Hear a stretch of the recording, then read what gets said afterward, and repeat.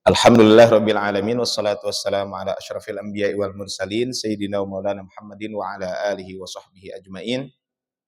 Qala Allah ta'ala fil Qur'anil Karim a'udzu billahi minasyaitonir rajim wa amma man bakhila wastaghna wa kadzdzaba bil husna fasanuyassiruhu lil usra wa ma yughni anhu maluhu idza taradda. Wa qala ta'ala aidha wa may yuqa shuhha nafsihi fa ulaika humul muflihun. Berfirman Allah Subhanahu wa taala di dalam kitab Riyadhus Shalihin min kalami Sayyidil Mursalin. Al-Imam An-Nawawi di bab ke-61 beliau menyebutkan satu bab yang bab ini menarik ya. Kenapa? Karena beliau menyebutkan di situ adalah larangan bakhil dan pelit. Jadi ada larangan bakhil dan pelit. Nah, insya Allah di hari ini coba kita akan bahas ayat-ayat dan hadis yang disampaikan oleh Imam Nawawi dan apa yang bisa kita lakukan supaya penyakit itu tidak menimpa kita. Ya, karena penyakit ini adalah penyakit bakhil dan penyakit pelit. Mohon maaf, penyakit bakhil dan penyakit kikir. Jadi pelit dan kikir itu dua hal yang berbeda. Jadi ada pelit, ada kikir. Bahasa kitanya sama. Tapi dalam istilah bahasa Arab itu dua hal yang berbeda. Al-bakhil dengan as-syahih. Apa bedanya Bapak Ibu? Kalau al-bukhlu, al-bakhil itu orangnya, kalau al-bukhlu itu pekerjaannya. Yang dalam bahasa kita bakhil itu pelit. Apa pelit itu? Menahan dan tidak memberikan apa yang wajib dan sepatutnya diberikan. Itu namanya pelit. Jadi orang pelit itu adalah orang yang tidak mau berbagi dengan sesama. Itu adalah orang yang pelit. Makanya kalau kita berbicara tentang pelit ini sekali lagi adalah pelit itu adalah orang yang tidak mau membagi sesuatu yang wajib dia keluarkan ataupun sesuatu yang sifatnya adalah sepatutnya dia mengeluarkan. Itu disebut dengan pelit. Makanya kalau kita lihat di dalam hadis-hadis Nabi SAW, itu ketika berbicara tentang pelit, itu banyak. Pelit itu bisa jadi pelit kaitan dengan harta. Ya. Pelit kaitan dengan harta. Contoh adalah kisah seorang laki-laki yang pernah datang kepada Nabi SAW mengadukan tentang tetangganya. Jadi tetangga tersebut punya pohon kurma. Nah, pohon kurmanya itu sebenarnya mengganggu tetangga yang lain. Kenapa? Karena ketika dia naik pohon kurma, nah, rumahnya mungkin tidak tinggi, Pak ya. Sehingga apa? Sehingga dari atas pohon kurma tuh kelihatan orang yang ada di dalam rumah. Nah, kemudian si tetangga ini meminta, tolonglah kamu papas aja pohon kurmanya supaya saya juga bisa nyaman. Ya ketika ada naik pohon kurma kan bisa aja orang yang di rumah sedang tidur dan lain sebagainya. Tapi orang tersebut tetap tidak mau. Kemudian diadukan kepada Nabi Shallallahu Alaihi Wasallam sampai Nabi pernah menawarkan untuk membelinya. Tapi nggak diberikan juga. Memintanya sebagai hadiah, tidak diberikan juga. Bahkan orang itu disebutkan kata Rasulullah menawarkan balasan satu pohon kurma di surga. Tetap nggak mau. Maka Rasul mengatakan, ma ra'aitu alladhi huwa abkhalu minka illa alladhi yabkhalu bis-salah. Ya. Aku tidak melihat orang yang lebih kikir darimu kecuali orang yang kikir mengucapkan salah. Akhirnya kisah ini terdengar oleh seorang sahabat bernama Abu Dahdah. Nah, Abu Dahdah ini kemudian menghadap kepada Nabi, ya Rasulullah, saya dengar tadi engkau mengatakan siapa yang menginfakkan satu pohon kurma yang ini akan diganti dengan satu pohon kurma di surga. Maka kata Abu Dahdah, ya Rasul mengatakan, iya. Ya Rasulullah, bagaimana kalau saya berinfak itu? Oke, kamu pun tetap akan dapat satu pohon kurma di surga. Abu Dahdah ini seorang sahabat Nabi yang terkenal dengan pertanian kurmanya di kota Madinah. Maka ketika itu Abu Dahdah mendatangi orang tetangga tadi. Mau nggak tukeran dengan kebun kurma saya? Jadi satu pohon kurma ditukar dengan sekebun, Pak. Ibaratnya masa tangkal di sini kan banyak pohon mangga ya. Satu pohon mangga ditukar jeung sakebon di Indramayu, Pak. Kan Indramayu terkenal dengan kebun mangganya ya. Kebayang, Pak? Ya orang sudah berpikir duniawi. Ya siap mau katanya. Akhirnya ditukarlah, Pak, satu pohon dengan satu kebun. Dan disebutkan kayaknya satu kebun itu kurang lebih sekitar ada 600 pohon kurma. Kebayang, Pak ya? Ini orang saking bakhilnya gitu ya. Akhirnya ditukarlah. Begitu ditukar, kemudian orang itu menginfakkan pohon kurma itu, maka kepada tetangga tersebut dan ditebang. Maka kemudian kata Rasulullah SAW, Sungguh orang ini mendapatkan bukan satu pohon kurma di surga, tapi satu kebun di surga. Nah, ini kan ada orang yang bakhil, pelit Pak. Sesuatu yang harusnya dia keluarkan gitu ya, tapi dia tidak mau mengeluarkan. Nah, yang paling pelit itu apa? Sesuatu yang wajib aja tidak mau mengeluarkan. Itu adalah, nah termasuk bakhil contohnya apa? Orang yang apabila disebut nama Rasul Shallallahu Alaihi Wasallam, dia tidak membaca sholawat kepada Rasul Shallallahu Alaihi Wasallam. Nah ini Pak yang disebut dengan bakhil. Itu bakhil itu apa? Sekali saya ulangi, bakhil itu adalah menahan dan tidak memberi apa yang wajib atau sepatutnya diberikan. Bisa bakhil terhadap harta, bakhil terhadap ilmu, bahkan bisa jadi bakhil dengan kedudukan yang dimiliki.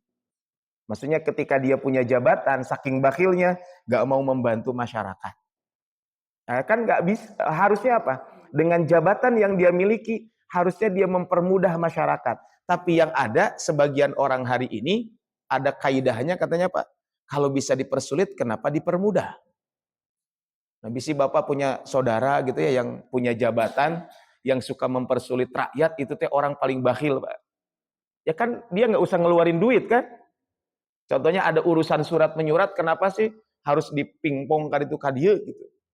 Kan cukup aja tinggal tanda tangan beres. Kenapa kudu kadieu, kudu kaditu dan lain sebagainya. Nah, sehingga ada sebagian memiliki kaidah, Pak. Kalau bisa dipersulit, kenapa dipermudah? Saya pernah ngurus satu surat, Pak. Ternyata satu hari selesai sebenarnya. Tapi apa? Tapi saking pelitnya petugas ini, 2 minggu lagi Bapak harus datang ke sini. Cik saya teh memang tiga di kampung banyak. Wajar lah mungkin kalau saya ngurus di Kertasari, Pak. Suruh minta tanda tangan ke mana? Ke Soreang. Wajar merenya eta teh kudu ngumpulkeun heula meureun karek sekian orang baru diantrin. Iya mah Pak, tinggal ngagajleng dari sini cuman ke mana? Ke Tugu meureun, Pak. Bahkan lebih dekat dari Tugu. Saya bilang kenapa harus 2 minggu? Akhirnya saya iseng japri teman saya di WA, Pak, si pejabat eta teh, da alhamdulillah Pak diantarkeun ka bumi. Sieun meureun ku teman saya da leuwih tinggi jabatanana. Nah, saya bilang orang seperti ini yang apa? Yang dia itu adalah mempersulit diri, mempersulit orang. Ini orang bakhil, Pak. Ya. Ini kan hati-hati. Jadi bakhil itu tidak mesti dengan harta. Ini adalah yang disebut dengan bakhil. Nah, berikutnya Pak, ada yang lebih parah dari bakhil. Kalau pelit itu kan parah. Tapi ada yang lebih parah lagi yang disebut dengan asyahih, itu orangnya. Orang yang kikir. Dalam bahasa kita namanya adalah kikir, kemudian apa? Perbuatannya namanya adalah asyuhu. Kalau kikir ini apa? Kikir ini lebih parah dibanding bakhil. Kenapa?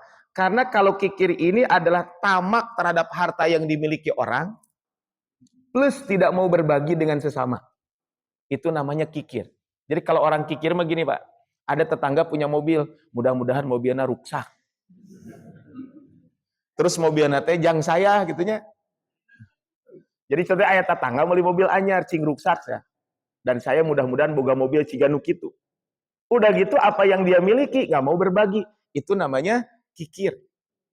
Makanya kikir ini lebih parah dibandingkan apa dengan bakhil. Jadi kalau bakhil itu pelit, tidak mau berbagi. Kalau kikir ini adalah sudah mah tidak mau berbagi, kemudian tamak terhadap apa yang dimiliki oleh orang lain. Makanya tadi saya sampaikan di dalam ayat, kalau Bapak Ibu nanti baca di dalam surat di dalam Al-Qur'an, nanti baca di dalam surat Al-Lail. Ya. Kan wal laili idza yaghsha wan nahari idza tajalla wa ma khalaqadz dzakara wal untha inna sa'yakum lasyatta. Kemudian apa di situ? Fa amma man a'ta wattaqa. Adapun orang yang mau memberi, adapun orang yang memberikan hartanya di jalan Allah, artinya orang yang mau berbagi. Kemudian apa? Wattaqa, dan dia bertakwa. Artinya orang yang siap berbagi. Nanti Bapak Ibu diumumkan nanti ada pembagian beasiswa ya bagi saudara-saudara kita yang membutuhkan. Bapak Ibu dengan beasiswa yang kita miliki jangan dianggap itu hal yang sepele. Saya pernah menyampaikan dalam sebuah hadis di sini kalau nggak salah ada 7 amalan yang amalnya akan terus mengalir. Salah satunya apa? Ilmun 'allamahu wa nasyarahu. Ilmu yang diamalkan dan ilmu yang diajarkan dan disebarkan. Mungkin kita terbatas untuk menyebarkan ilmu. Tapi insya Allah dengan membiayai orang sekolah, dengan itu kemudian dia bisa menyebarkan ilmu, maka kita insya Allah termasuk orang yang melakukan itu. Makanya Bapak Ibu mungkin kalau kita nyekolahin satu orang berat Pak. Tapi kalau di sini yang hadir, di sini ada 60 orang Pak. Satu bulan butuh berapa Pak beasiswa Pak? Satu bulan berapa Pak beasiswanya yang dibutuhkan? Per 3 bulan berapa Pak? 6 juta. Kalau 6 juta dibagi 60 berarti berapa Pak? 100.000. Ya betul nggak? Kan butuhnya per 3 bulan 6 juta. Kalau 6 juta dibagi 60 berapa Pak? 100.000 ya? 100.000 dibagi 3 bulan berapa? 300.000 ya? Kan kalau 3 bulan 600.000 ya? 6 juta berarti dibagi 60 berapa? 100.000 kan? 100.000 dibagi 3 bulan 33.000 sebulan. Berarti kalau dibagi sehari 1.000 sehari. Ibu nabung 1.000 sehari, nanti unggal 3 bulan bikin KDKM 100.000. Berat nggak? Berat nggak Bu? 1.000 sehari. Nah, artinya apa? 1.000 sehari itu ibu nabung setiap hari 1.000. Nanti per 3 bulan kumpulkan untuk apa? Beasiswa. Fa'amma man a'ta, orang yang berbagi. Jadi berbagi itu nggak mesti yang gede-gede, Pak. Ya kalau mampu gede ya sendiri. Udah berapa 6 juta? Sama saya aja sendirian. Enggak apa-apa. Kalau enggak, fa'amma man a'ta, orang yang berbagi. Kadang gini, Pak. Berbagi itu tadi sesuai dengan kemampuan kita. Kami dulu, saya ketika kuliah dulu di Riyadh, Pak. Ketika ngambil S2 di Riyadh, saya dengan teman-teman itu menyekolahkan 2 santri dari Papua, Pak. Jadi menyekolahkan 2 santri dari Papua. Yang menyekolahkan siapa? Mahasiswa. Jadi kami kebetulan dapat beasiswa setiap bulan sekitar 890 real. Tapi nggak semua, kita dengan beberapa teman-teman sekaligus juga mengajak beberapa tenaga kerja. Nah akhirnya waktu itu kita menyekolahkan santri dari Papua di Kuningan, di Husnul Khotimah. Selama 6 tahun. 1 bulan kita ngumpulin berapa Pak? 1 bulan itu kita ngumpulin cuma 10 real. 1 orang. 10 real itu kalau sekarang berapa? 45.000 Pak. 45.000. Jadi dari beasiswa kami yang 900 real itu, maka nggak semua mahasiswa, tapi kita dengan teman-teman satu komunitas, kita ngumpulin 10 real Pak. Dengan 10 real itu apa? Bisa membiayai 2 santri yang kuliah yang sekolah di Husnul Khotimah dari Papua. Nah, kemudian alhamdulillah mereka dua-duanya sekarang sudah kembali ke Papua. Nah, ini kan hal yang sederhana kan, fa'amma man a'ta wattaqa. Orang yang memberikan hartanya di jalan Allah. Dalam apa? Ilmun allamahu. Jadi tadi Pak, ternyata kalau tadi per 3 bulan butuh 6 juta, bapak-bapak dan ibu-ibu di sini yang hadir 60 orang, cuman sehari 1.000 Pak. Punten Pak, nusok ngaroko anu harga sabatang nu 1.000 naon ayeuna Pak? Saya Pak. Tak apa, masa saya tarang ngaroko Pak. Enggak, saya tidak mengatakan rokok itu bab lain ya. Mangga itu saya bukan bahas dari fikihnya. Mungkin punten Pak, lamun anu sok ngopi meureun Pak, anu 1.000 naon enak kopi Pak. Saya Pak nya. Terus saya pun 1.000. Ibu gaduh incu, upami di pasihan 1.000 incu dialungkeun teh artosna Bu. Dialungkeun kan? Artinya apa? Dengan 1.000 Pak. Dengan 1.000 apa yang bisa kita lakukan? Ternyata dengan 1.000 rupiah sehari, Bapak bisa menyekolahkan beasiswa tadi. Apalagi tadi suruh setor berapa? 30 ayat Pak. Sugan we atuh pangke jadi 30 juz Pak. Ya kan tina 30 ayat, sekali setor kan 30 ayat. Nanti kalau 70 kali setor Pak, kan 30 udah berapa ayat tuh? Kalau 30 kali 70, terus 2.000 ayat Pak. Artinya kan bisa dapat Pak. Nah ini kan tadi, tapi kalau bagi orang bakhil tetap aja nggak mau. Padahal kata Allah SWT, wasaddaqa bil husna. Kenapa dia mau berbagi dengan sesama? Karena dia membenarkan pahala yang terbaik. Disebutkan al-husna itu adalah surga. Karena surga ini nggak kelihatan. Kalau kita berinfak, nggak ada kelihatan juntrungan anak Pak. Kan cuma disebutkan siapa yang berinfak, siapa yang mengeluarkan 1 akan dibalas 700 kali lipat kan. Cuman kan 700 kali lipatnya henteu cespleng Pak. Saya jamin Pak, kalau siapa yang infak 1.000, nanti akan dapat 700.000, saya yakin Bapak Ibu akan infaknya 700.000. Bukan 1.000 Pak. Karena kan 700.000 kali 700 kan. Cuman ini nggak cespleng Pak. Makanya tadi, wasaddaqa bil husna. Artinya apa? Beriman kepada akhirat, itulah yang akan mendorong orang untuk apa? Melakukan kebaikan-kebaikan. Kalau nggak salah dulu di sini ada kaligrafi, Pak ya? Bukan di masjid ini, di masjid lain berarti. Ada saya lihat di satu masjid itu kaligrafinya apa? Innama ya'muru masajidallahi man amana billahi wal yaumil akhir. Itu kan di dalam surat At-Taubah. Sesungguhnya orang yang memakmurkan masjid itu siapa? Orang beriman kepada Allah dan hari akhir. Bapak Ibu ngapain sih subuh-subuh bangun? Akhirnya subuh lagi jam 4. Mendingan oge. Beureum Pak, komo aya nama tiris Pak. Ya. Saya tadi dari Cipara di Lembur Awi ka dieu Pak. Kebetulan udah lama saya nggak ke Lembur Awi, ke Wanir terus ke sini gitu. Itu lumayan Pak, dingin dan lain sebagainya gitu ya. Tapi kenapa Bapak Ibu hari ini sholat subuh berjamaah di masjid? Karena tadi wasaddaqa bil husna. Karena kita membenarkan balasan yang baik itu apa? Surga. Surga kerasa sekarang nggak? Enggak. Kalau Bapak Ibu pengin nanya kenikmatan alam barzah harus nanya kepada yang dikubur. Cuman masalahnya kita tidak mendengar jeritan orang yang dikubur. Kita tidak mendengar kenikmatan orang yang dikubur. Rasulullah SAW pernah menyampaikan dalam sebuah hadis, ketika seseorang meninggal dunia, Pak, ketika seseorang meninggal dunia, itu orang itu ketika akan diangkat, diusung jenazahnya ke pemakaman, kalau dia orang baik, maka dia mengatakan segera makamkan saya. Tapi kalau orang itu tidak baik, dia menjerit, kamu mau bawa kemana saya? Kata Rasulullah, seluruh penduduk bumi dan langit mendengarkan jeritan orang itu, kecuali manusia. Kalau manusia mendengar dijamin, kata Rasulullah bakal pingsan semua. Saya yakin Bapak Ibu nusuk ngaibakan jenazah, kalau mendengar jeritan orang yang meninggal dijamin mual ngamanian. Anda takut Pak. Tapi tadi wasaddaqa bil husna. Kemudian kata Allah, fasanu yassiruhu lil yusra. Maka kami akan menyiapkan baginya jalan yang mudah. Artinya apa Bu? Orang yang memberi yang wajib, berarti kan dia dermawan. Yang wajib dia tunaikan. Tentu bukan hanya yang wajib dan yang pantas. Artinya berarti apa? Yang wajibnya zakat, yang wajibnya bagi bapak-bapak menafkahi, dan seterusnya. Kemudian apa? Dia juga mengeluarkan yang sifatnya sunnah. Kemudian dia bertakwa kepada Allah. Dan kenapa dia melakukan itu? Karena membenarkan janji Allah Subhanahu wa Ta'ala. Maka Allah akan mudahkan jalan kebaikan. Coba lihat ayat berikutnya. Wa amma man bakhila wastaghna. Adapun orang-orang yang bakhil. Artinya apa? Bakhil dengan kewajiban aja. Ada orang Pak, saking bakhilnya dengan kewajiban aja dia bakhil. Makanya ada kitab namanya kitab Al-Bukhala. Kitab kisah orang-orang pelit.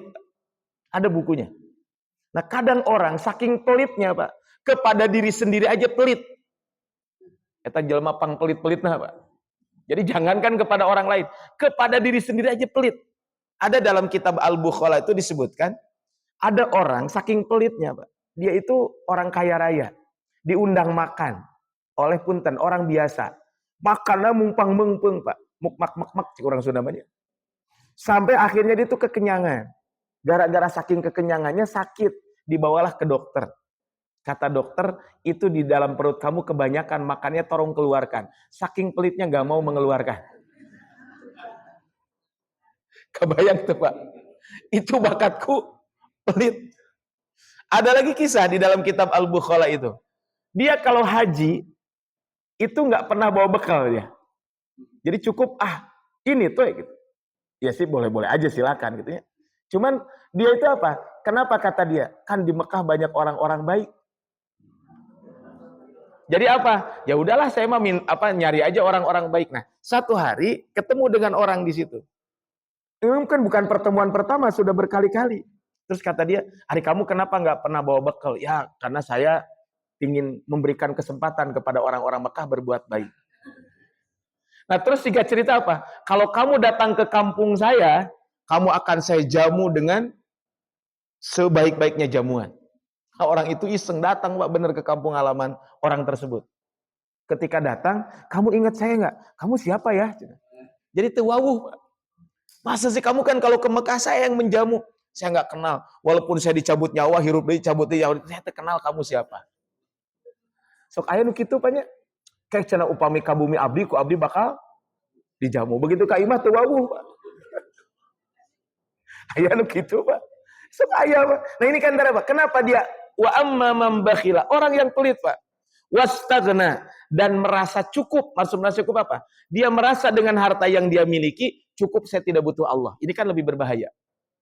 Jadi Pak, orang yang pelit, orang yang melakukan kemaksiatan itu biasanya faktornya istighna. Dia merasa cukup, merasa kaya, tidak butuh Allah. Bahkan lihat Bapak Ibu di dalam surat, mungkin Bapak Ibu yang pendek surat apa? Al-Humazah. Wailul likulli humazatil lumazah alladzi jama'a malahu 'addada yahsabu annama lahu akhlada. Dia mengira harta yang dimiliki akan kekal. Padahal enggak, ya. Makanya tadi Pak, wa kadzdzab, apa kemudian apa? Wastaghna. Kemudian wa kadzdzaba bil husna. Kenapa dia bakhil? Yang wajib aja tidak mau dia keluarkan. Mungkin kalau yang sunnah dia tidak mengeluarkan tidak berdosa, tapi kalau yang wajib saja dia tidak mau mengeluarkan, ini kan berbahaya. Maka kata Allah Subhanahu wa taala, maka di sini wa kadzdzaba bil husna, karena dia mendustakan janji Allah Subhanahu wa taala.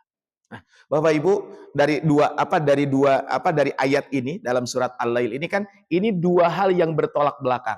Satu dermawan, satu lagi bakhil, pelit. Dan sering saya sampaikan, apapun yang bisa kita lakukan, hal yang sederhana, Pak. Hal yang sederhana, kita bisa berbagi dengan sesama. Dan tentu kalau kita berbagi dengan sesama, yang pertama kali harus kita lakukan siapa? Orang yang terdekat kita adalah keluarga kita. Jadi kalau saya sebagai suami, berarti kepada siapa saya harus berbagi pertama kali? Kepada anak dan istri. Itu yang harus saya lakukan pertama. Jangan sampai ke pamajikan ge pelit. Ke anak juga pelit. Kan sok aya nu kitu, Pak. Nah, ini jangan sampai terjadi. Nah, tentu kalau masih ada yang lebih, yang lain, mungkin kepada orang yang berikutnya dan seterusnya dan seterusnya. Ya, ini Pak, hal yang sederhana. Saya kadang memotivasi beberapa majelis taklim ibu-ibu. Zaman dulu itu Pak, mudah-mudahan di sini masih ada ya. Kalau nggak salah mungkin di tingkat RW atau RT mungkin di sini masih ada. Dulu mah aya beas perelek Pak ya. Ari ayeuna meureun tara marasak ibu-ibu nege katingan teh nya sok meser wae ti warung tigana teh.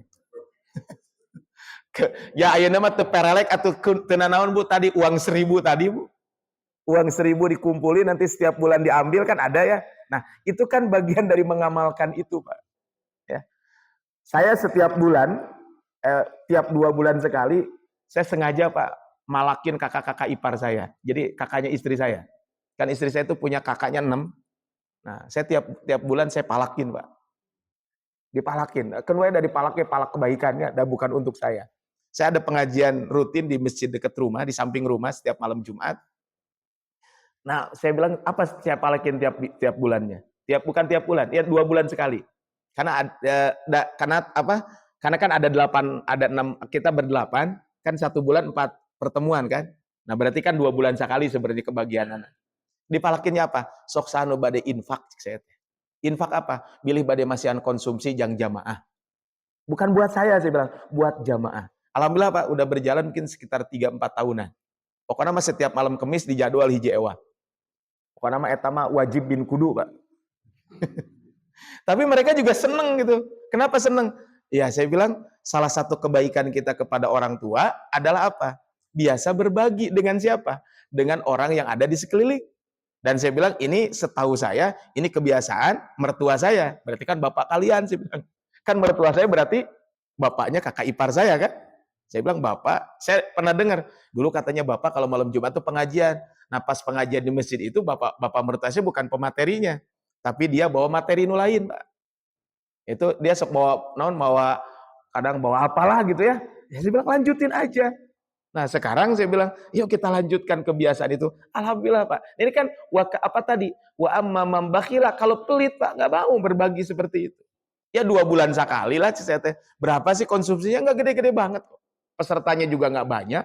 Paling juga 40-50 orang. Ya kalau buat konsumsi meren Pak, anu 5.000, 250 ribuan Pak. Eta 2 bulan sekali cik saya teh. 2 bulan sekali kan berarti 60 hari sekali.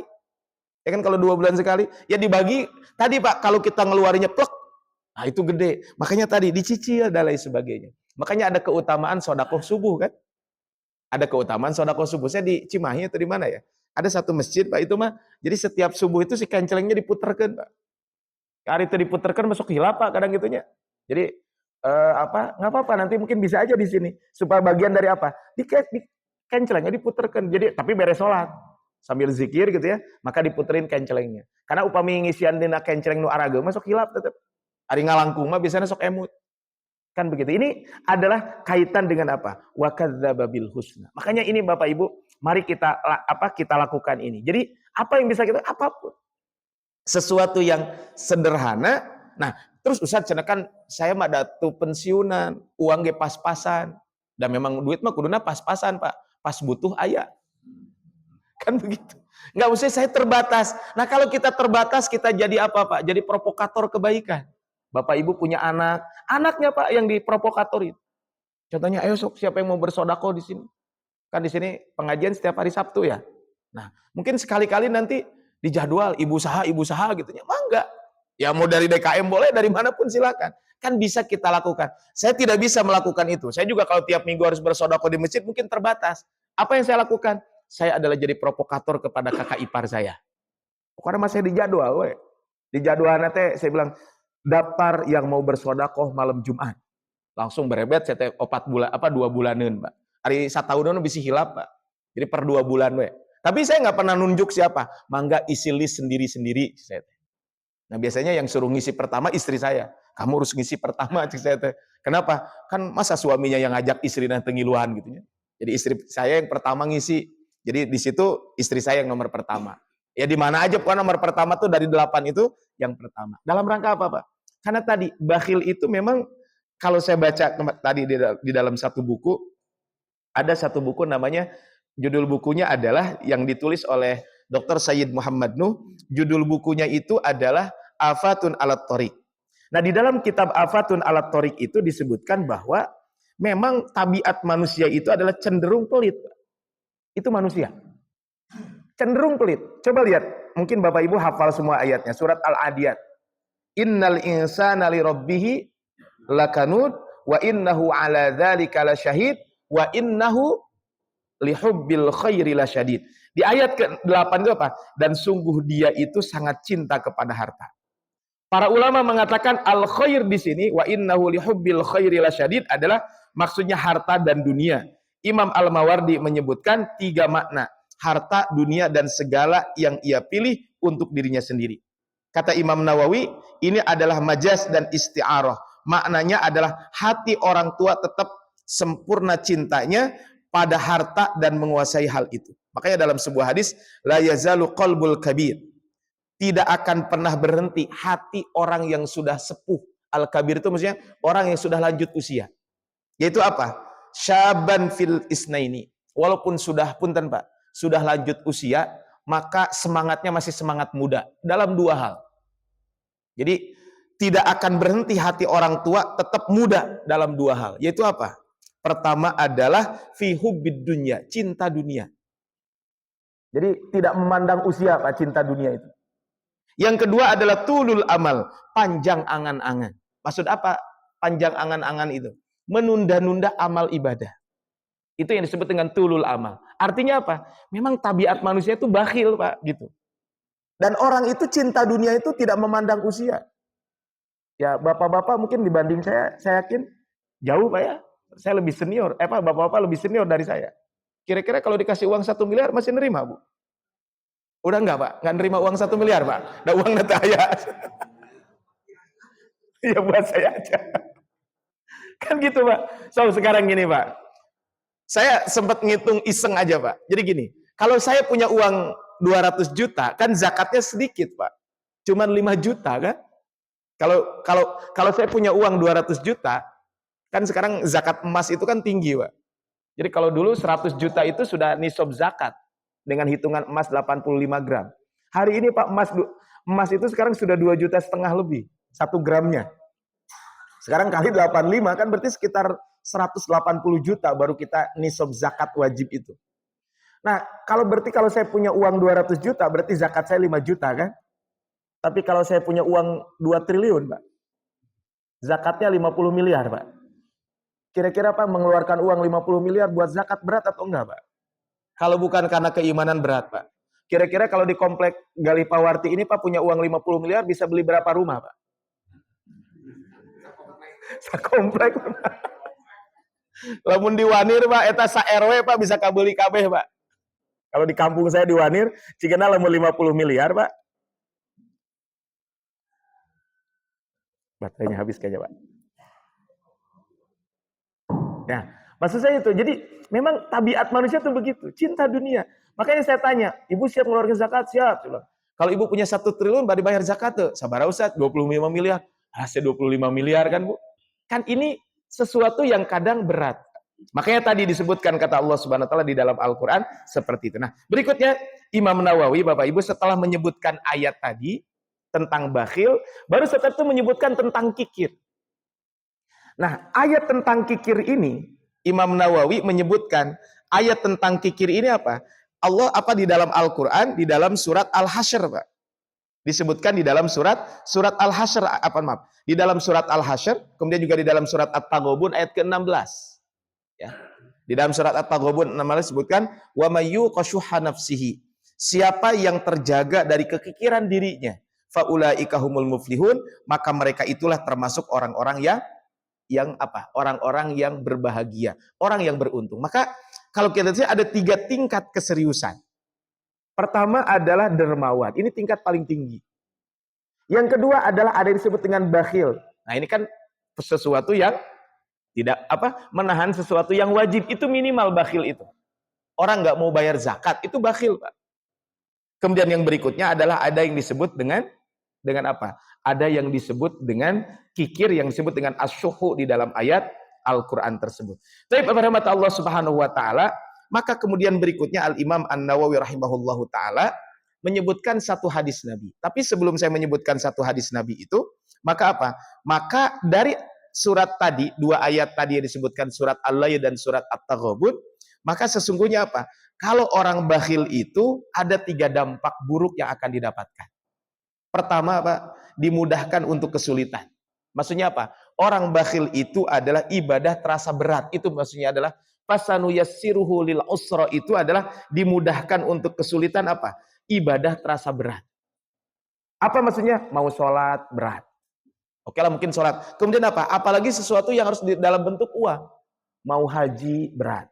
Mau sodakoh berat. Kenapa? Karena menjadi beban yang menyiksa buat dia. Ya, ini akan menjadi beban yang menyiksa buat dia. Saya ada kisah, Pak, mudah-mudahan menjadi inspirasi. Saya ada tetangga saya di dekat rumah, sekarang tinggal di Kiara Condong, Pak. Seingat saya dari sejak 2016 saya mengadakan kurban di samping rumah, itu selama 9 tahun. Berarti sudah 9 tahun. Sudah 9 tahun sampai 2025. Saya dari sejak mengadakan kurban itu, Pak, di 2016. Maksudnya karena saya pulang 2015, nah 2016 2017 saya lupa.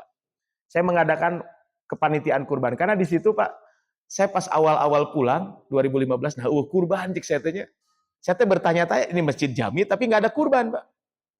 Karena waktu itu saya masih orang baru di situ, ya saya juga belum berani apa-apa. Sayangnya tahun berikutnya saya nanya-nanya gitu, karena ada pengajian rutin di masjid, saya nanya-nanya, oh ternyata ada kisahnya lah. Sebenarnya kenapa nggak kurban? Mereka aja nggak kurban di situ, kurban di tempat lain. Kemudian akhirnya saya ajaklah warga untuk kurban. Ya, alhamdulillah sudah berjalan sampai tahun kemarin terakhir. Nah, ketika di kurban itu, Pak, ada satu orang yang dia tidak pernah absen untuk kurban setiap tahun. Mau bicara Ustaz orang kaya? Enggak, Pak, bukan orang kaya. Dia itu adalah tukang kerupuk, bukan bos kerupuk, Pak. Hari bos kerupuk mah wajarnya. Dia beli kerupuk mentah, digoreng sendiri, dijual sendiri. Setiap tahun dia selalu kurban. Saya tanya, Pak, gimana rahasianya kok Bapak bisa kurban setiap tahun? Saya bilang. Kata dia, ini ceritalah, Pak. Jadi kata dia, abdi mosa cenah maksakeun cenah. Pokoknya mah setiap dagang kerupuk, pokoknya mah saya ngasupkeun uang 10.000 karena celengan. Eta jang kurban. Artinya apa? Diberikan kemudahan kan. Padahal, Pak, ada orang yang lebih punten.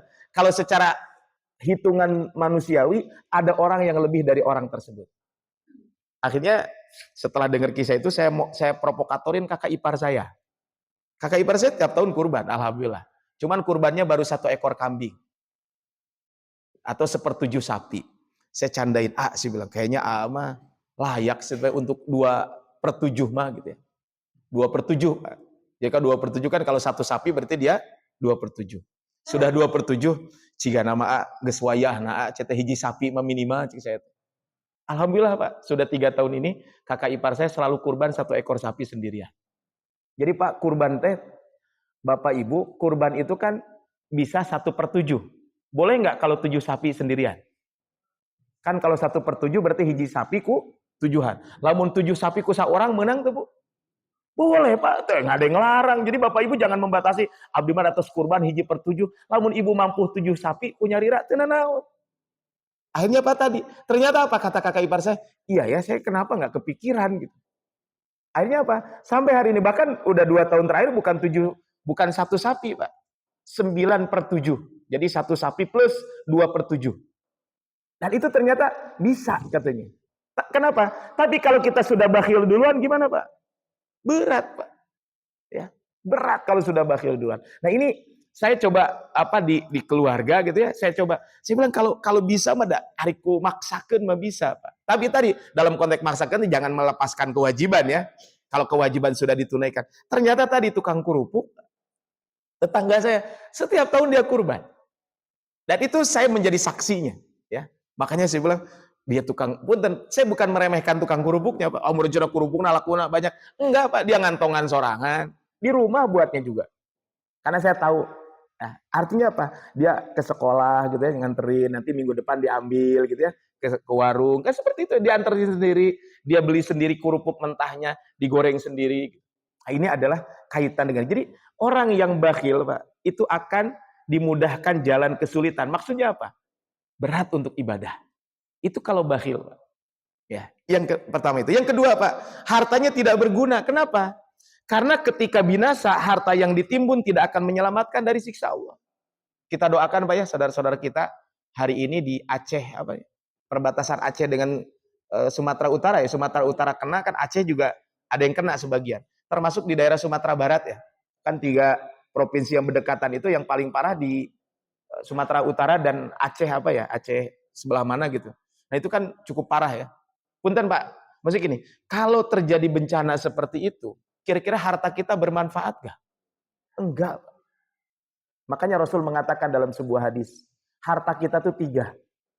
Yang kita makan, yang kita pakai, yang kita sodakohkan. Yang kita sodakohkan itulah yang akan menjadi harta kita. Yang kita makan selesai sampai sini. Ya. Kalau yang kita pakai lama-lama akan lusuh. Yang kita sodakohkan itulah yang akan kekal. Ya, itulah yang akan kekal. Nah, Bapak Ibu ini hal yang penting. Jadi harta itu tidak akan berguna. Kecuali apa? Kecuali kita gunakan untuk kebaikan-kebaikan. Ya tentu kebaikan menafkahi keluarga itu juga bagian dari kewajiban kita.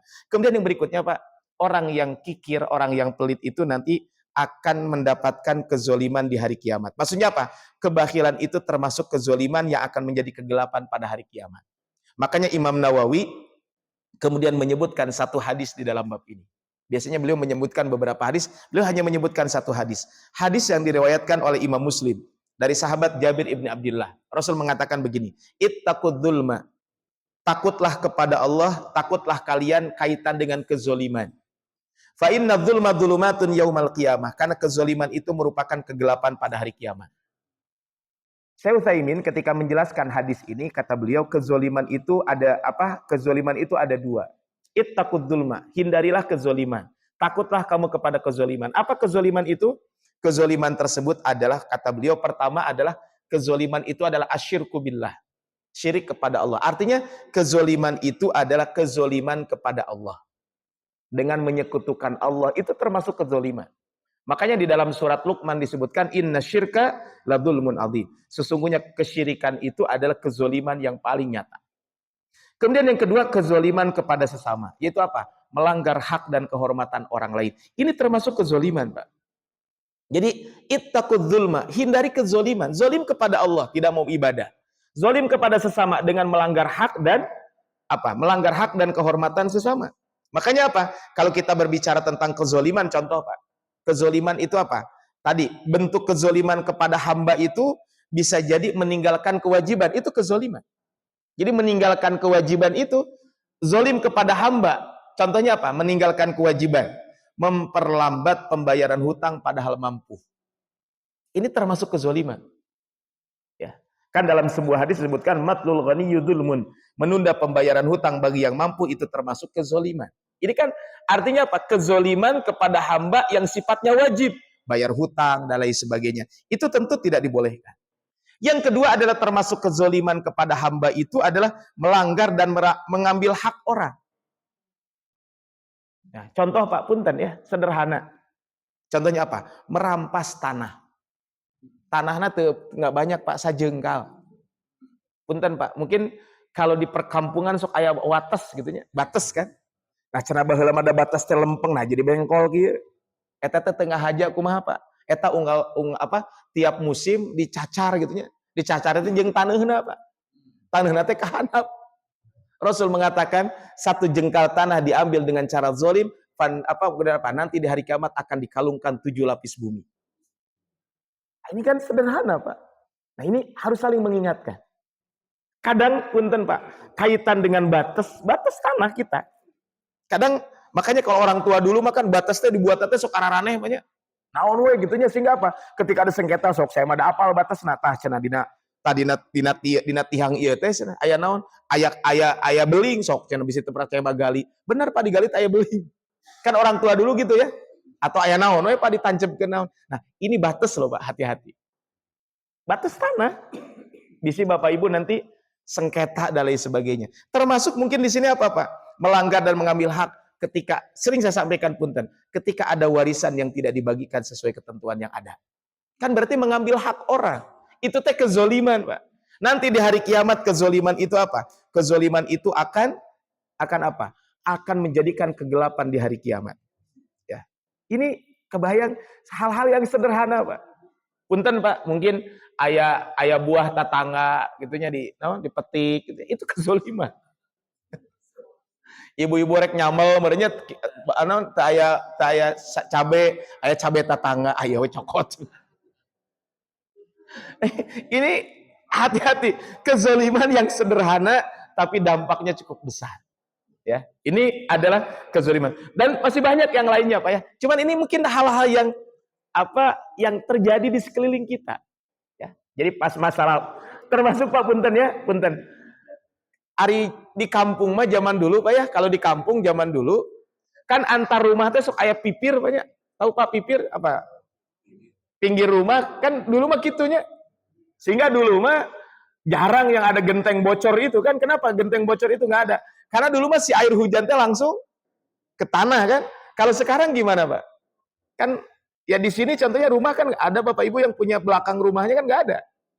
Nempel kan? Nah, karena nempel kadang punten Pak, kadang gitunya kita teh punya punya itu teh pembuangan air, bakat ku bager meureun nya eta pas musim hujan teh ngabagi cai ka tatangga. Kumaha ngabagiin Pak? Eta si talangna dikatatangakeun. Akhirnya mah kadang tetangga jadi kebanjiran atau mungkin Bapak rumahnya tetangga 1 lantai, Bapak 2 lantai. Nah, begitu pembuangan airnya dari genteng itu langsung ke genteng tetangga. Kenapa nggak kita siapin talang gitu Pak? Sehingga apa? Ini kan sederhana. Itu bisa jadi kezoliman. Nanti di lain kesempatan coba kita bahas Pak, ada yang disebut dengan fikih sosial. Saya nanti dalam satu kesempatan, ini kadang kita melaksanakan satu ibadah tapi sisi sosialnya suka lupa. Nah, ini hadisnya. Ittaqud dzulma fa inna dzulma dzulumatun yaumal qiyamah. Kemudian kata Rasulullah apa? Wattaqus syuhha. Hati-hatilah kalian terhadap kikir, Pak. Jadi kata Rasul, hati-hatilah kalian terhadap kikir. Kenapa Rasul mengatakan begitu? Karena kata Rasulullah, fa innama ahlaka man kana qablakum. Sesungguhnya kikir inilah yang menyebabkan umat-umat sebelum kalian binasa. Jadi kebinasaan umat-umat sebelum Rasulullah SAW itu adalah karena kikir.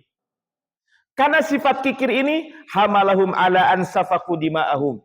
Karena sifat kikir akhirnya apa? Sehingga mereka menumpahkan darah mereka. Wastahallu maharimahum, dan menghalalkan apa yang diharamkan oleh Allah Subhanahu wa taala. Apa maksudnya Bapak Ibu? Kan tadi kikir itu apa? Kikir itu satu, tadi apa? Tamak terhadap harta orang lain. Yang kedua, dia tidak mau berbagi. Itulah yang menyebabkan umat terdahulu binasa. Di antaranya. Masih ada yang lain. Kenapa? Awalnya kan apa? Tamak. Awalnya orang itu tamak terhadap harta.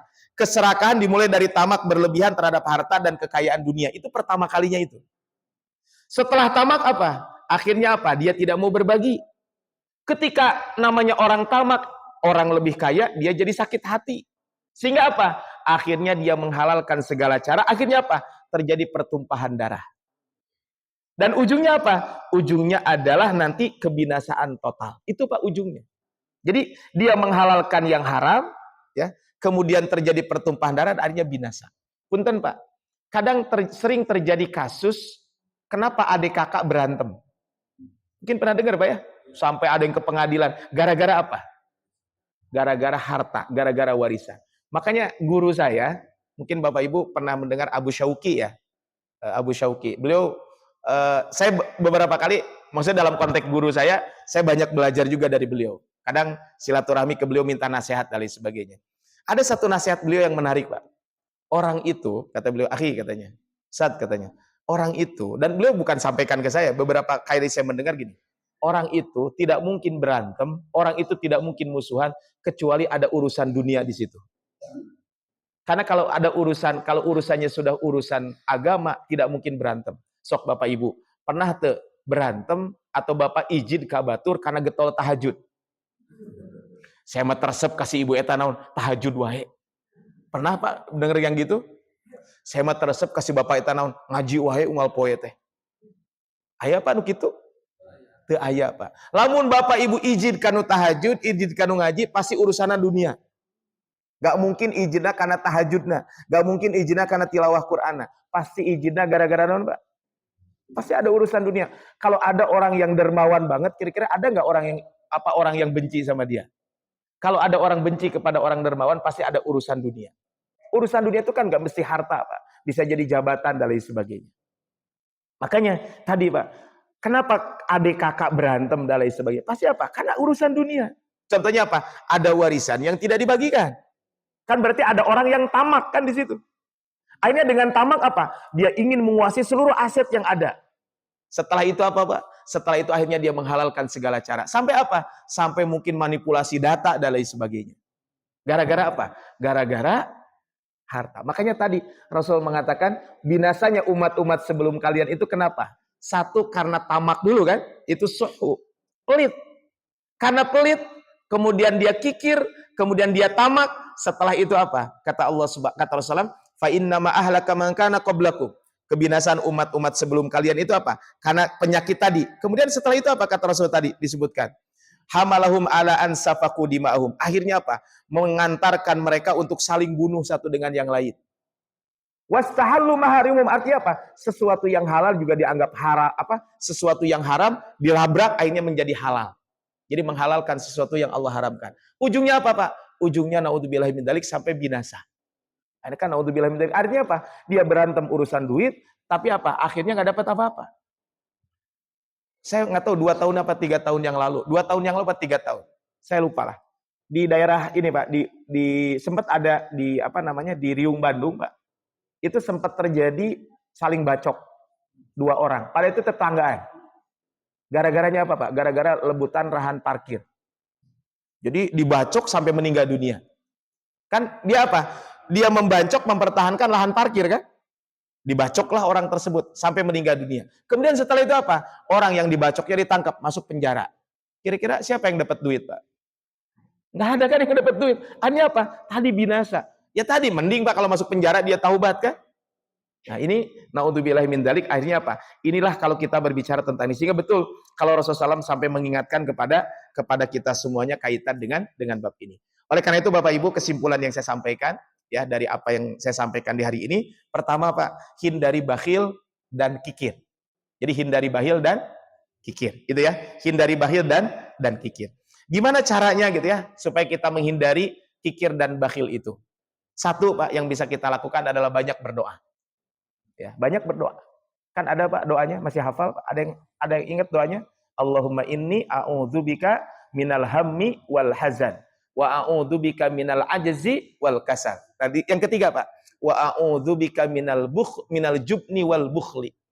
Ya Allah, aku memohon perlindungan kepada Engkau dari al-jubn itu pengecut, wal bukhli dan pelit.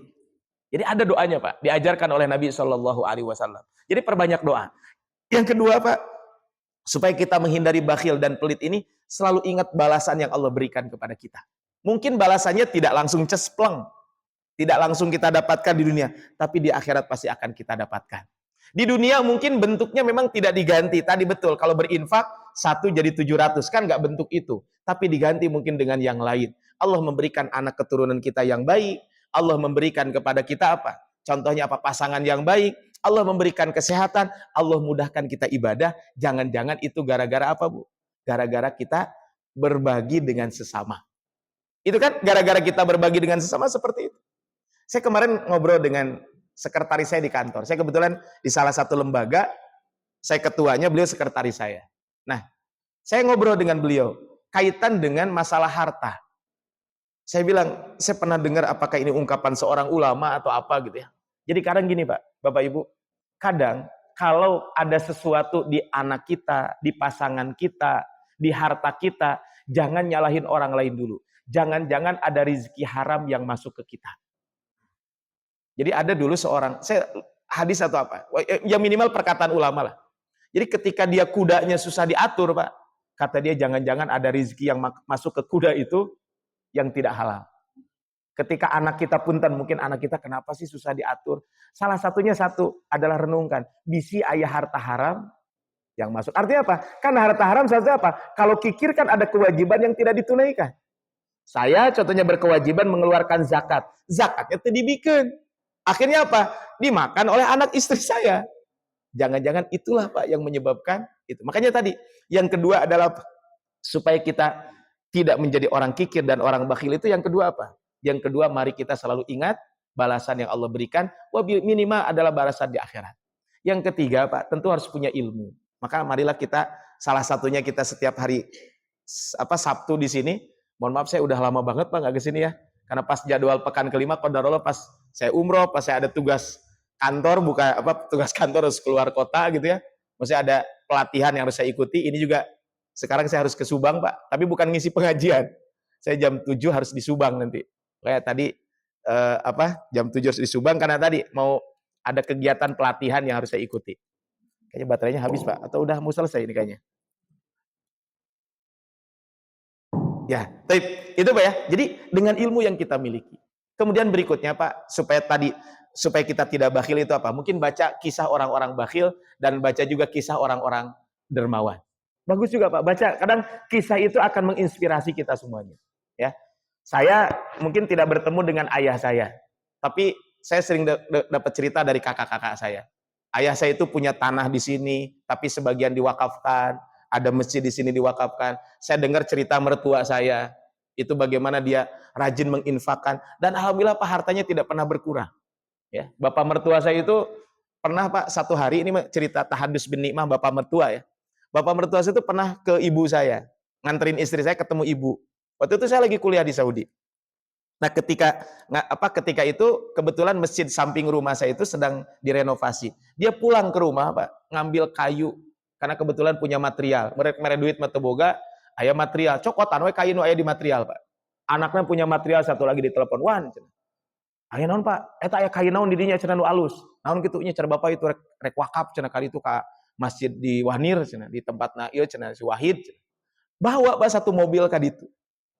Ya, itu kan hal yang tadi dengan kisah orang yang ada di sekeliling kita aja. Nah, itu yang pertama. Jadi hindari bakhil dan syahwat. Yang kedua, Pak, jadilah orang-orang yang selalu memberi sesuai dengan kemampuan kita, ya. Saya kadang memberikan inspirasi kepada warga gitu ya. Kan ada istilah sedekah di kita kan ada Jumat berkah ya. Nah, saya bilang Jumat berkah itu sederhana gini, nggak perlu kalau kita harus nyumbang, kalau ada alhamdulillah. Kalau enggak, apa yang kita masak kemudian kita berikan kepada orang. Contoh gini, Bapak Ibu masak apa hari ini? Masak teri gitu ya, masak apa gitu ya, satu bungkus simpen di masjid. Kalau di sini ada 60 orang berarti ada 60 bungkus. Walaupun nanti meren di jerona masing-masing Pak. Anu daging hayam, daging domba, oke daging ucing, daging ucing bukan daging ucing. Daging hayam, daging domba, oke daging iya meren Pak, daging naon, daging ika, naon, daging asin kan, daging oge Pak eta ge. Kan daging oge kan, daging asin kan. Pokoknya Pak, enggak apa-apa Pak. Ini kan sederhana kan? Kan bisa kita lakukan itu. Padahal apa? Kita masak di rumah. Nah, satu bungkus ke masjid untuk apa? Hari Jumat, sedekah Jumat. Kan kalau mau memberi mah bisa, we nanaon ge. Sahabat Nabi itu Pak, waktu pernah satu kegiatan, satu acara, siapa yang berinfak kata Rasul? Ada yang bawa sekarung kurma, ada yang bawa cuma sacangem Pak. Makanya mungkin inspirasi perelek itu tidak eta Pak. Sacangem, ada sacangem sakumaha Pak. Korma sacangem Pak, lamun biasa sacangem banyak. Coba korma sacangem Pak. Segini. Kenapa? Sampai ketika itu apa? Tidak ada satu orang sahabat pun kecuali dia punya kontribusi dalam berinfak itu. Makanya Rasul mengatakan, ittaqun nar walau bisyikki tamroh. Jauhkan dari api neraka walaupun dengan sebutir kurma. Sebutir kurma, Pak. Sebutir kurma sabaraha ribu, upami ibu meser kurma. Tergantung harga kurma kan. Ada kurma cuman sekilonya apa 3 kilo itu 100, ya 50 ribuan lah. Ada yang 50 ribu, ada 40 ribu. Nah, taruhlah yang 40 ribu. Taruh kalau satu kurma sekilo 100 biji kan, kalau 40 ribu kan 400 perak. Nah ini kan bisa dilakukan, Pak. Sampai Rasul itu pernah, kalian siapa yang memberikan buka akan dapat pahala ini itu. Kata sahabat, ya Rasul kan kami nggak kaya semua dong. Kami ada yang miskin. Kata Rasulullah SAW, walaupun sebutir kurma. Ya Rasul sebutir kurma aja saya nggak punya. Walaupun seteguk air, kabayang tuh Pak. Ada seteguk air memberi naon aqua gelas banyak sabaraha 500 sabaraha itu. Ya kan? Itu bisa kita lakukan. Kemudian berikutnya Pak, takutlah dari segala bentuk kezoliman. Tadi, ittaqudz zulma, kezoliman kepada dan kezoliman kepada sesama. Dan terakhir adalah apa Pak? Bertakwalah kepada Allah Subhanahu wa taala. Maka kata Allah, wa may yuqashuha nafsi faulaika humul muflihun. Siapa yang dijaga dari kekikiran dirinya, maka dia itu termasuk orang-orang yang beruntung. Nah, ini Bapak Ibu yang bisa sampaikan di hari ini. Insyaallah nanti kalau ada yang ingin materinya saya kirimkan nanti Pak ya dalam bentuk PowerPoint. Maksudnya dalam bentuk tulisan, tapi tulisannya mungkin singkat, tidak dalam narasi ya, dalam bentuk PDF satu poin. Nanti insya Allah saya kirimkan ke panitia, ke DKM mungkin ya. Nanti mudah-mudahan nanti dari situ Bapak Ibu nanti bisa di-share kemana-mana gitu ya, kaitan dengan tadi yang saya sampaikan. Yaitu apa? Larangan bakhil dan syahwat berlebihan, maksudnya adalah yang disebut dengan kikir. Jadi yang disebut syahwat berlebihan itu apa? Kikir. Jadi kikir itu adalah bahaya, ada yang minimal dari kikir adalah disebut dengan bakhil atau bahasa kita adalah namanya pelit. Tapi Bapak Ibu itu saja mungkin yang disampaikan. Saya nggak tahu ada. Oh mangga Pak. Ya, mangga Pak.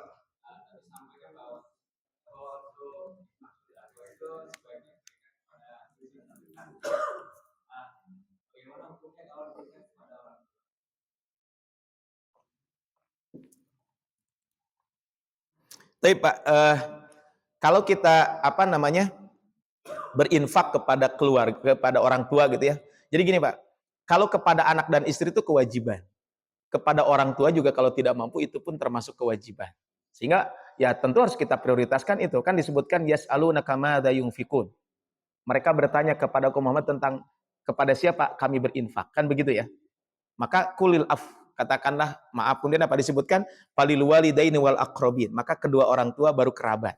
Jadi berarti saya punya kewajiban kepada anak istri saya. Kebutuhan pokok anak istri sudah terpenuhi. Maka berikutnya kepada siapa? Kepada orang tua. Kalau orang tua memang membutuhkan. Tapi kalau orang tua sudah cukup, jangan berharap dari anak ya. Tapi kalau sudah cukup, udah we. Tapi kan ada orang tua yang mungkin kekurangan. Maka anaklah yang wajib menafkahinya. Bukan minantu banyak.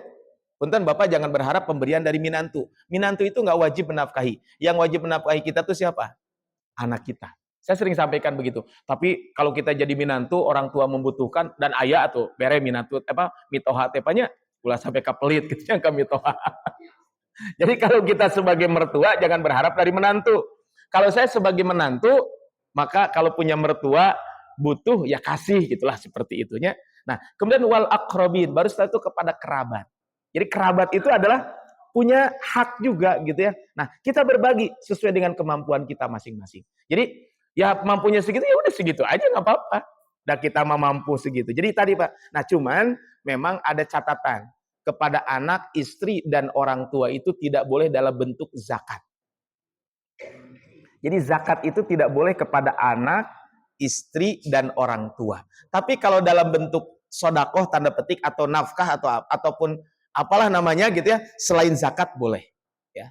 Dan tekudu ka orang tua teh kieu mah ieu sedekah abi teu kedah banyak diomongan gitu teu sopan itu mah kewajiban kamu gitu ya. Nah jadi kalau orang tua ada ya udah semampunya kita Pak ya, itu yang bisa kita lakukan. Jadi boleh gitu ya kepada orang tua tapi bukan dalam bentuk zakat. Kalau zakat nggak boleh. Kalau zakat itu harus kepada orang yang bukan menjadi tanggungan kita.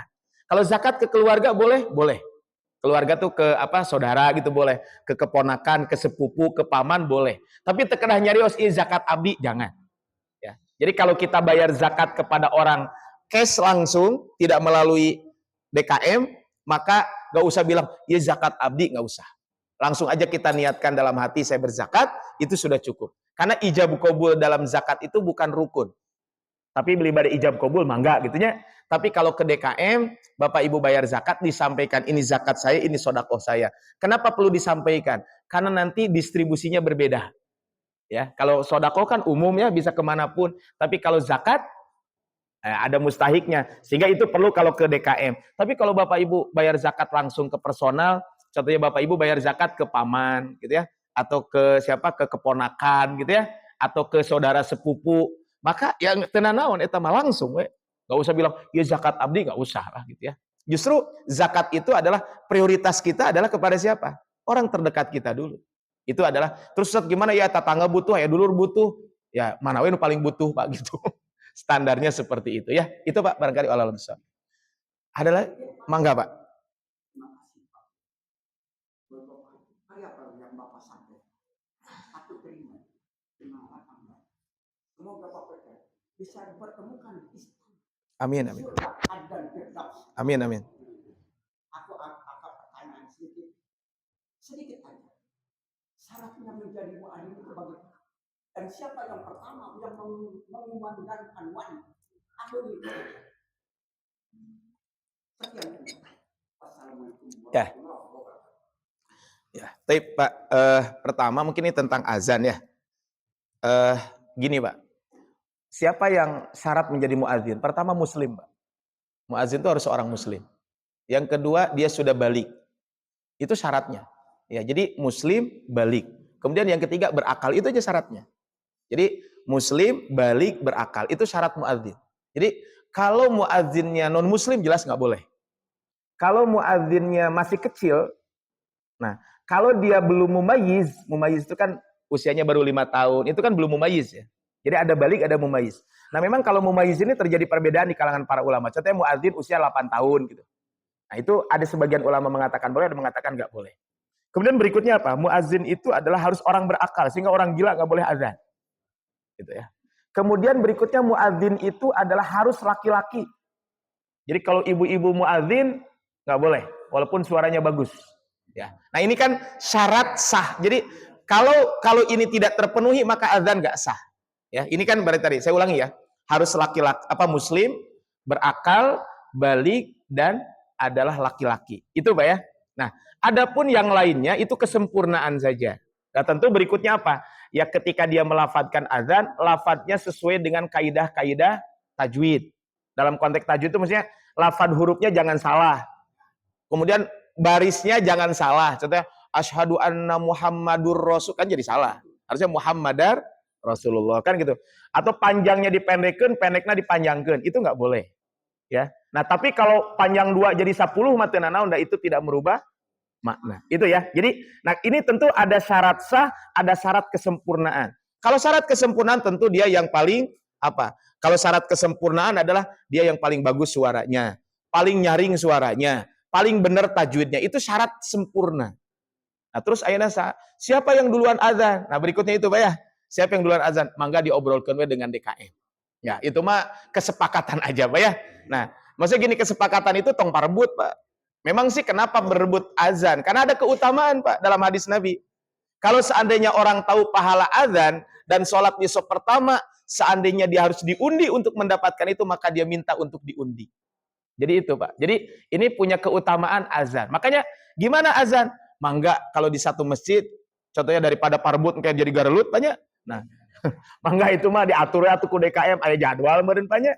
Nah, sehingga apa? Anu teu kabagian jadwal tong miheulaan gitu nya. Nah, kalau belum ada jadwal paheula-heula di eta mah banyak mangga. Nah, itu mah mangga untuk teknis azan itu mungkin ada di setiap DKM akan berbeda-beda. Kami dulu ketika kuliah di Timur Tengah, itu memang di masjid itu sudah ada muadzin tetap sehingga yang lain nggak boleh azan. Karena memang sudah ada muadzin tetap. Nah, Ustaz cenah kumaha atuh saya ge pengin azan tapi DKM tengah jadwal. Gampang Pak, kalau Bapak belum dapat jadwal azan. Kan kalau kita pingin dapat kebaikan kan nggak mesti dari azan Pak. Gimana? muadzin teh sok rada telat datang teh, dijemput ku bapak teh kana motor. Hayu buru ka masjid geura adzan gitu. Nah, itu kebaikan, Pak. Jadi tadi ya, jadi kalau pintu kebaikan itu kalau orang hatinya bersih, tadi tidak julid bahasa anak muda sekarang, maka kebaikan itu ada, Pak. Saya kasih contoh, Pak. Di Mesir itu ada seorang namanya Hasan Al-Banna. Hasan Al-Banna itu kan dia tidak bisa azan, kata dia, saya itu bercita-cita ingin jadi muadzin. Cuman ternyata kalau di Mesir kan muadzin sudah ditentukan. Nah, muadzinnya saya tidak bisa azan. Kumaha atunya? Untuk dia tengah rebut masjid, enggak. Akhirnya apa? Dia bangunkan para muadzin, Pak. Diketok pantun, muadzin cepat geser keadaan gitu. Hiji-hiji diketokan pantun apa? Kenapa? Saya ingin dapat pahala azan. Nah, jadi tadi kan, jadi kalau teknis mah mangga Pak, mungkin DKM lebih tahu lah ya. Nanti mau dijadwal atau kumaha mangga gitu, atau mungkin karena pesertana ini bapak-bapak pingin semuanya jadi muazin, atau dijadwal unggal poe sakali ewang Pak nya. Sugan beren sabulan sekali ke bagian azan teh. Kan seperti itu, mangga Pak. Atau mungkin ada seleksi heula Pak. Di seleksi itu maksudnya apa? Ya, di seleksi itu bukan bagus atau jelek suara, eta mah tidak bisa yang serak-serak jeblok dengan yang bagus mah eta mah tidak bisa itu mah udah mau hibah pemberian Allah, tapi kan minimal contohnya jangan sampai tadi yang panjang dipendekeun, nu patah dikasrohkeun, itu jangan ya, atau merubah huruf jangan, itu mah. Nah, itu mungkin perlu ada seleksi. Itu mah kan lebih kepada teknis, tapi tadi syarat utama mah 4 aja. Saya ulangi, muslim, balik, berakal, kemudian harus laki-laki. Apakah muadzin kedah dalam keadaan wudhu? Idealnya begitu. Apakah muadzin harus menghadap kiblat? Baiknya begitu. Apakah muadzin harus berdiri? Bagusnya begitu. Menang teh adzan beri gogoleran? Menang, Pak. Kan paling dicarekan gitu we. Menang teh adzan nyarup kawetan? Kan muadzin ke. Nah, menang, Pak, tapi bakal piomongan gitu. Kan itu mah tidak mempengaruhi sah atau tidak. Cuman keutamaan saja. Itu Pak barangkali. Siapa Pak? Tapi Bapak Ibu saya cukupkan sekian barangkali ya. Bisi Bapak Ibu di belakang kayaknya sudah disiapin Bu, keburu dingin nanti ya. Berbahaya Pak. Nanti kalau ada yang mau didiskusikan mungkin setelah saya tutup barangkali Bapak Ibu kalau ada hal-hal yang mau didiskusikan, kita diskusi sambil sarapan pagi Pak ya. Tapi kita akhiri dengan baca hamdalah bersama-sama. Alhamdulillahalamin, dan doa kafaratul majlis. Subhanakallahumma wabihamdika asyhadu an la ilaha illa anta astaghfiruka wa atubu ilaik. Assalamualaikum warahmatullahi wabarakatuh.